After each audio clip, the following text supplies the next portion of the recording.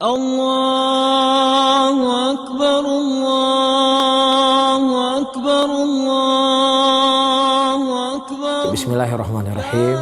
Sudah 2 tahun kita terkadang ada batasan-batasan untuk berbahagia di hari raya, untuk berlebaran di hari raya, untuk beribadah di hari raya. Tetapi tahun ini adalah tahun yang berbeda. Ya, tidak ada batasan-batasan. Kita bebas untuk melakukan ibadah, kita bebas untuk salat Id. Ya, tentunya ini merupakan anugerah yang paling terbesar yang Allah Subhanahu wa taala berikan kepada kita, dan ini juga mengajarkan kepada kita semuanya, para hadirin dan hadirat rahimani rahimakumullah, nikmat sehat adalah sebuah anugerah yang sangat besar. Ya, sehingga kita ingin berbahagia di hari raya ini, kami mengucapkan taqabbalallahu minna wa minkum kepada semua pemirsa. Terlebih juga ini adalah sekaligus siar media Sunnah Aceh.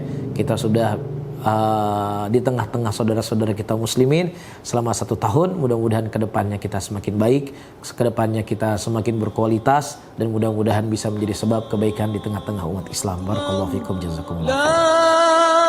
La ilaha illallah, Allahu Akbar, Allahu Akbar, walillahil